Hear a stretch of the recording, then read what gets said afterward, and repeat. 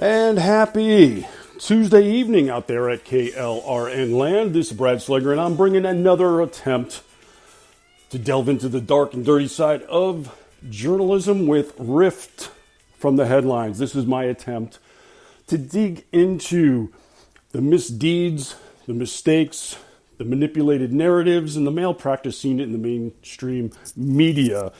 I'm going to go through a number of topics. This has been a very busy week for the press, screwing things up. Primarily, one of the things I want to focus on is the Columbus shooting. This is when the 15-year-old in Columbus, Ohio, was encountered having a street fight, basically, with a long-bladed knife. Police intervened and shot her down before she could stab somebody. And the press has been all over this story.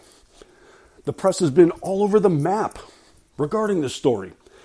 Although, curiously, they've not arrived at Accurateville, because it turns out the facts are very problematic to their narrative.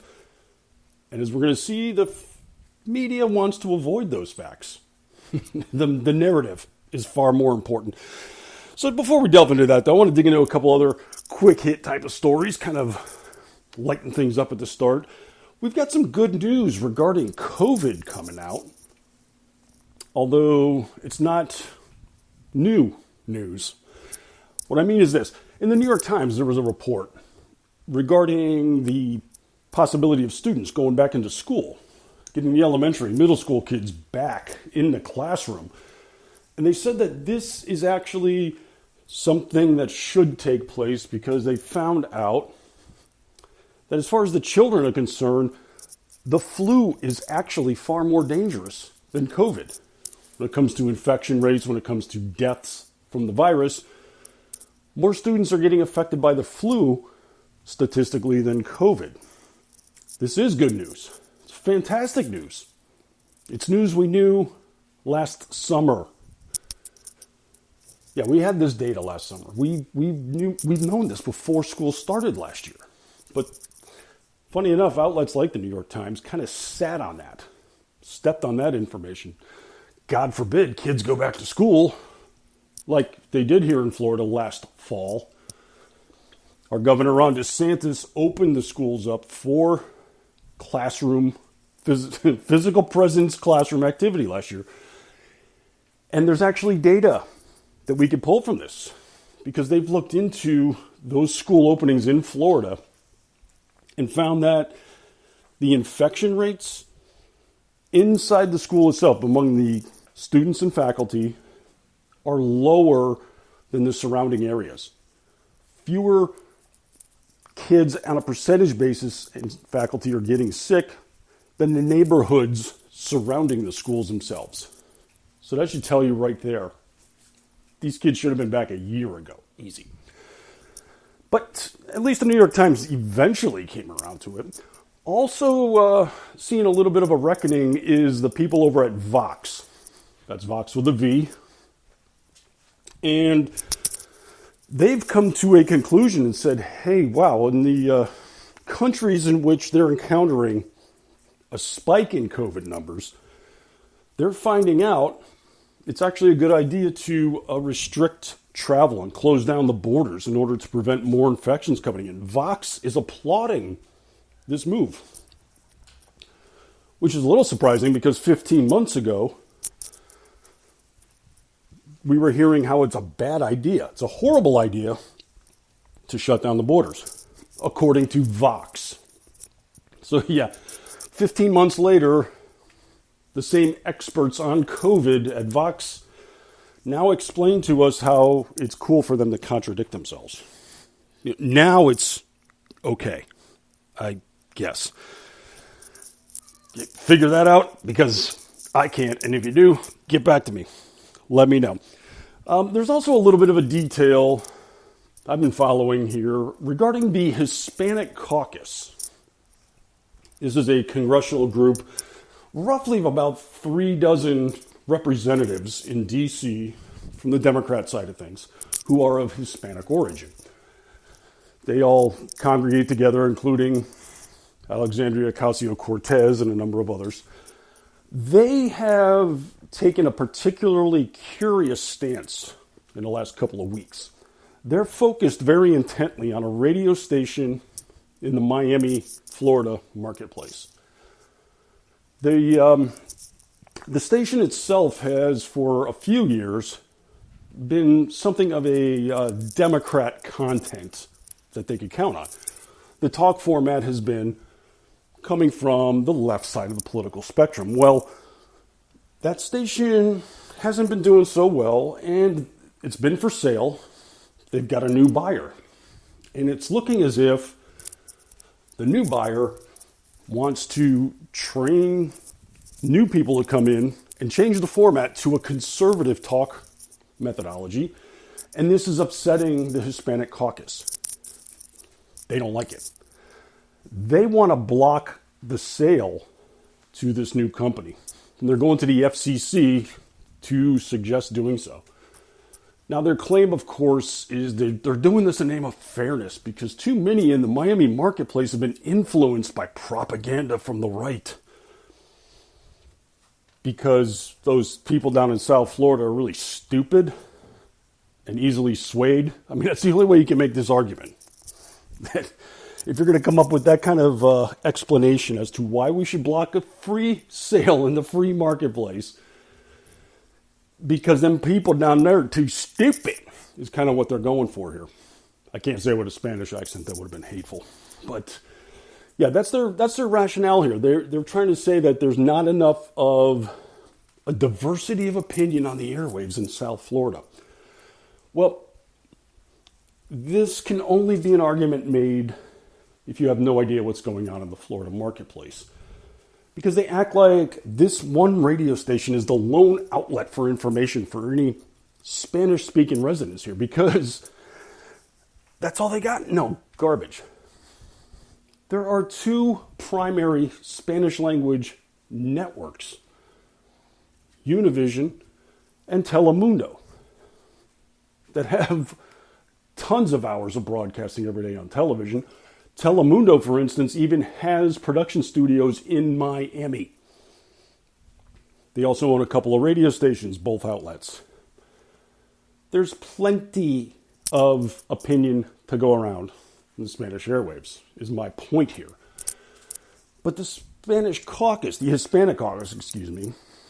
they want to shut down a radio station from broadcasting.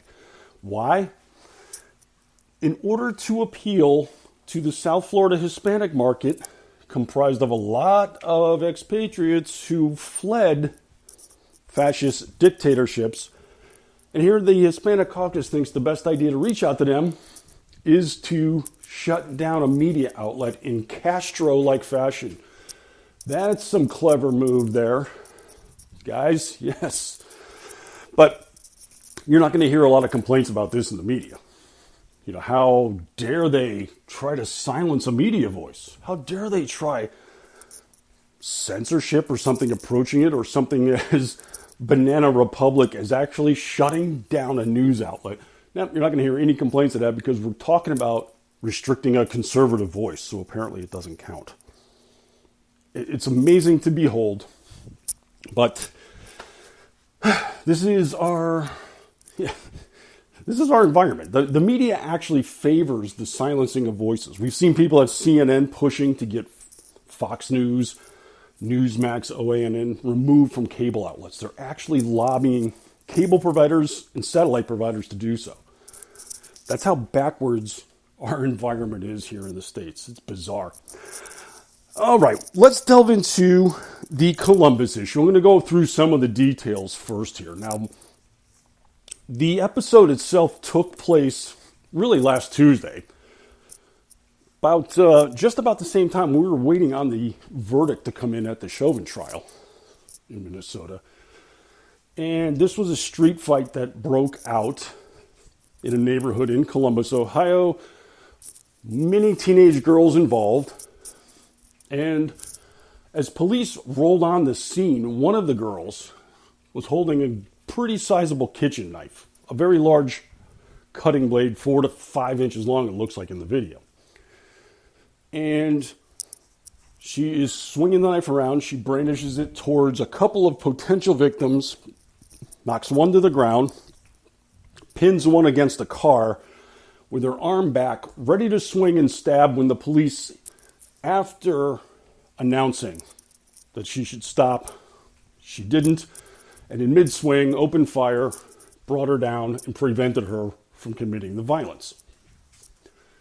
Well, of course, this becomes another police shooting involving a person of color, and it was instantly politicized, and the press was all over it. We have to politicize this because it fits the narrative perfectly. And just to show you, give an example of how they do this politically, I think it was last week ahead of the trial verdict in the Minnesota area. There was a story had broke about a police shooting that just took place not terribly far from one of the protest locations. So a number of people rose up and said, let's go on site and we'll start protesting there where this shooting took place. Maybe about an hour away.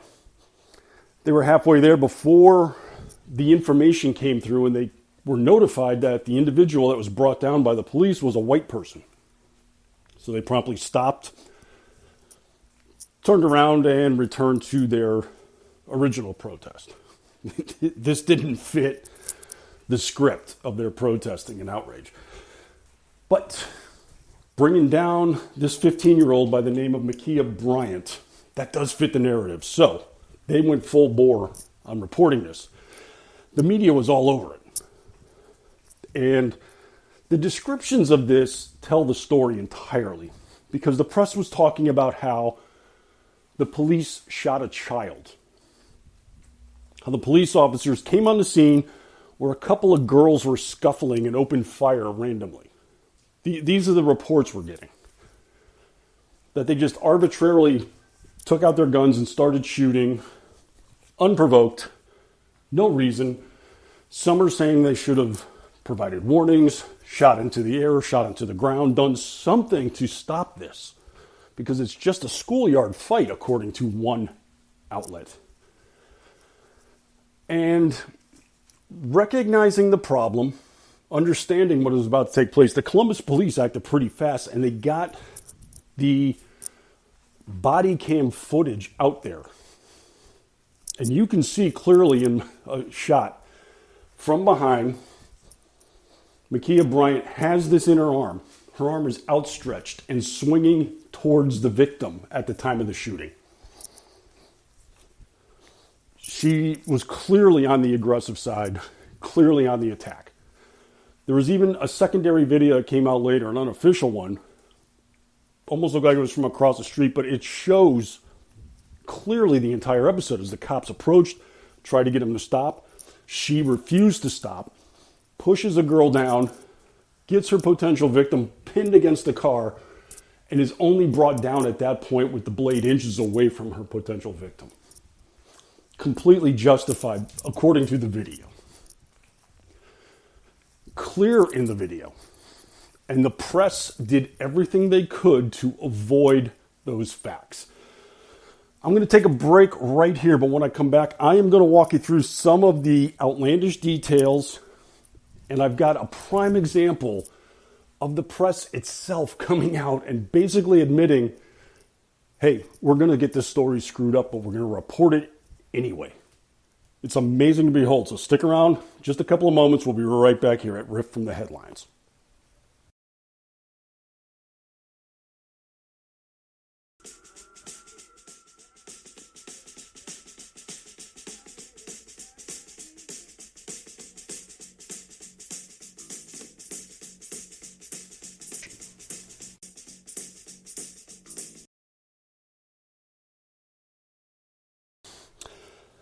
All right, folks, and this is Brad back from townhallmedia.com, and I just wanted to introduce you to the VIP program at Town Hall Media, where you have an opportunity to get select content from the sites or all the sites that you enjoy at Town Hall, where we can be the choice to be your voice. And we actually have a staggered program where you can choose and format the VIP program that'll fit you best. If you go with the bronze, this is going to allow you to read unfettered content ad-free on the sites of your choice. You can then read at your leisure without those messy and unneeded interruptions. But at the silver level, this is where you can really benefit, because this entitles you to get exclusive articles, podcasts, video entries, even opportunities to contact and talk with the people at the sites you enjoy the most. This is catered content to VIP members only, and it's available for subscription services. And if you go to the gold level, this is your chance to get VIP content from across the Town Hall media spectrum. All of the sites, VIP content available for you. And if you go there now, during your sign up, drop in my last name, Slager, Slager, and you can get an additional discount to bring all of the content you're looking for and to help us serve maybe a little bit of a firewall against the ever-growing presence of silencing conservative voices. So this gives you an opportunity to stay in touch, in contact with the content you desire.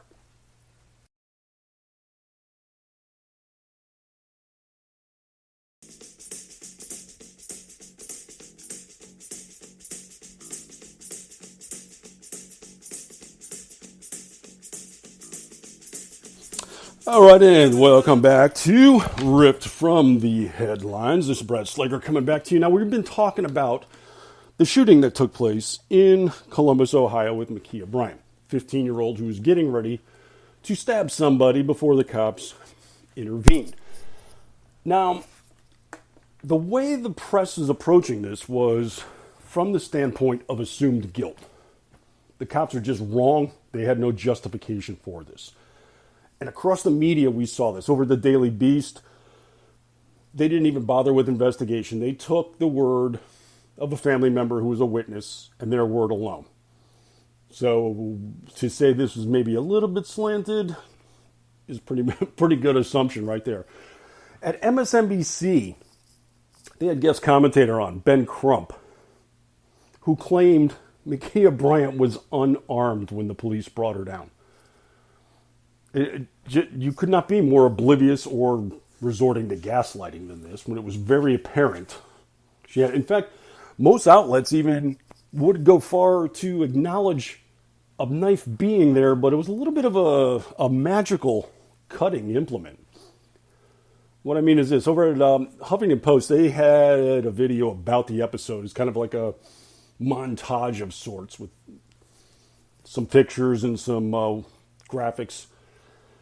And really, they just kind of alluded to a knife being there only after the fact. After Ma'Khia was brought down, and look at that, and a knife appeared on the ground, they say. Just kind of appeared in apparition format, I guess. The Washington Post followed this same color. It was even worse, though, at the Post, because their report on this came out the day later, after the Columbus police issued that video, where they could actually see the episode, see the knife. It is very apparent and right there on camera. But no, they also went with this magical knife routine. They only played portions of the body camera video. And they just showed some of the physical scuffling that took place. And then they just say that a knife is visible in the driveway next to the girls. Police performed CPR. They intentionally said that the knife was just there without alluding to the fact that she was using this and brandishing it as a weapon. They even go so far as to describe it this way and say that the police say there was a knife. Not that the knife was there, but even not that it's evident on video. It's just what the police claim, that there was a knife involved. Okay. But worst of all is NPR. They had a very lengthy, detailed report as well. They went into great detail And they mentioned a knife too in second or third hand information. Yeah, they saw it. Yeah, it appeared. Nothing about her trying to use it as a weapon. No mention of attempted murder. No, this is just another item that just happened to be there in the driveway. But this is where NPR goes off the rails, and this is astounding because it really sets everything up that we're seeing in the media today. At the end of this very long report, it's almost as if NPR can't trust their own lying eyes because they've seen this knife, they've seen the video, they saw the attack. But they can't bring themselves to report on it, and then they go so far as to actually excuse their behavior. They offered up at the end of this report a disclaimer, and this thing is amazing for a news outlet to report. Here's what the disclaimer says, quote, "This is a developing story. Some facts reported by the media may later turn out to be wrong. We will focus on reports from police officials and other authorities, credible news outlets, and reporters who were at the scene, and we will update as the situation develops." I mean, this is remarkable. This is, first off, if you say some facts reported by the media may later turn out to be wrong, that is not a fact. It's speculation. It's guesswork. A fact is immutable. It's right there. A fact is cut and dry. Yes, that happened. For instance, in the video, is she holding the knife and swinging it towards a girl? Yes, that's a fact. But NPR thinks that this hilarious disclaimer kind of excuses their behavior. And then when they go on to say they're going to focus on reports from credible news outlets. Well, if they can't get the facts straight, guess what? That means they're not credible, are they? I mean, it is astounding. We see example after example of the mainstream press, the big outlets, working to deny that Ma'Khia Bryant had a knife and was using it. Some facts may later turn out to be wrong. Okay, if you're acknowledging that, this means you don't make the report. You stop and wait until you get the facts. But this is the problem with the press right now, today. They don't do this. You're not going to wait. Oh, it may take an hour or two to figure out what happened. Hey, maybe we should pump the brakes a bit and wait for the official video to come out before we start speculating what happened. But no, they can't do that. They have to get the story out. They have to rush out and do it. Now, bear in mind, this is the same NPR that last fall came out and said defiantly they're not going to report on the Hunter Biden laptop story. They said specifically that. They're not going to waste their time and the time of their readers by reporting on this because it sounds like Russian misinformation. They even claimed that the intelligence community backed them up on this. We talked about this on the last episode, where they had to run a correction at the end of one of their book reviews of Hunter Biden's memoir because it said the intelligence community agrees this was Russian disinformation. Well, no, it turns out they didn't. And it turns out, in fact, they said just the opposite. The intelligence directors said laptop is real, and by the way, there's no proof whatsoever of Russian involvement. So we've got NPR here operating on two different poles regarding journalism. They're going to rush out with a story. Whether or not the facts are right or not, we'll fix it later.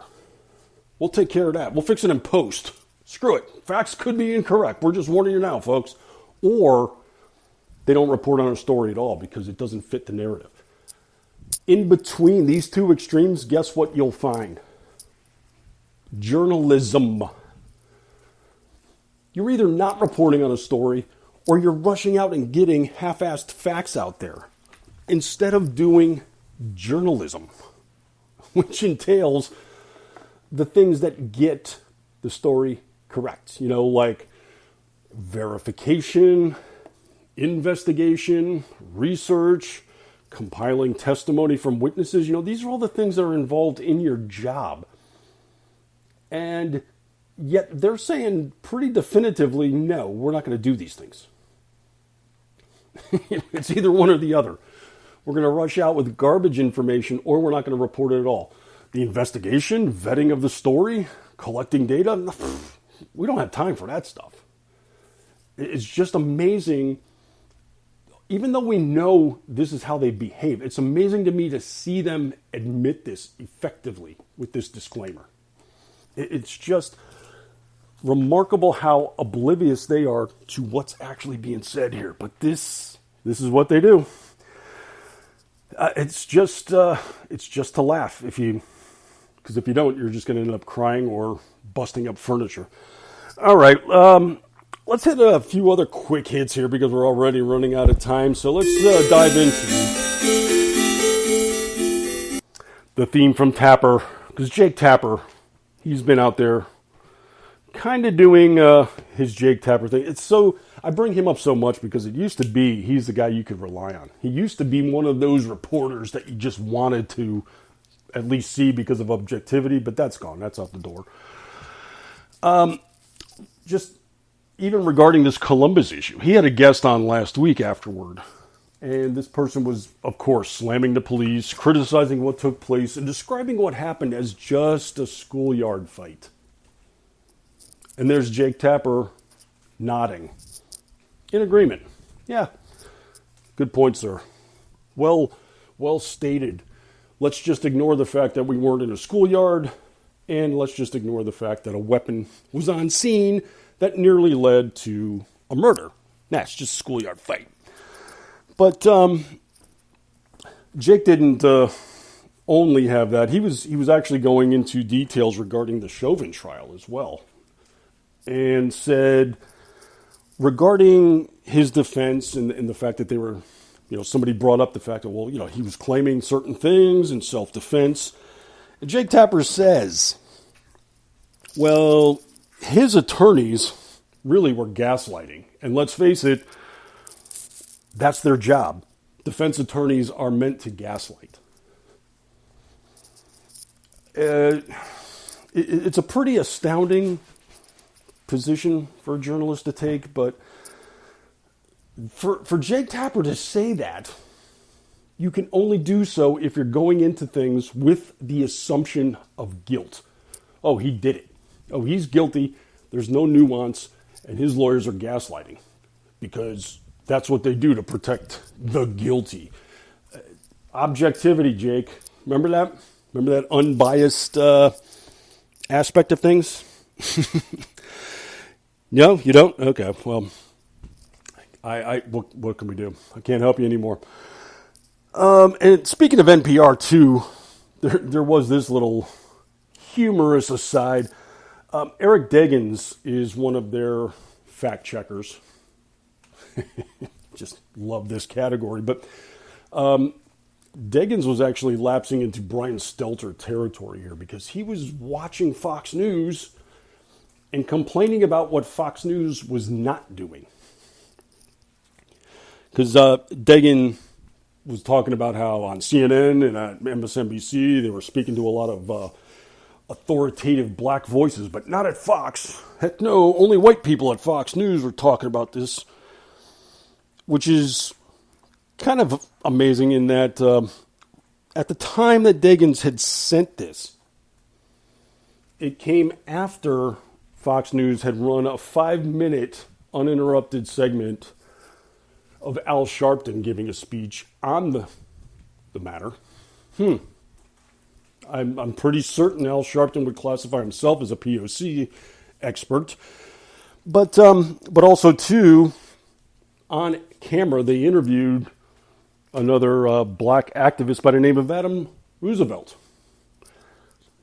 So I'm not even really sure where the white Eric Deggans was watching Fox News, but apparently he was missing out on quite a bit. All right, well, unfortunately, we got to cut things short here, even though I've got a full slate of other compliments, but bear in mind, the press is not going to stop. They're going to keep going, and thankfully enough, they provide plenty of material. So I want to thank you all for listening. Tomorrow over at Red State, I'm going to have some more bizarre content. I have a regular feature over there on Wednesdays now that's being called the Pulitzer Prize nominations. I'm going to have a handful or so of really odd stories to give you even more examples of the press screwing things up. So, want to thank you for listening. Tune back in next week and stick around.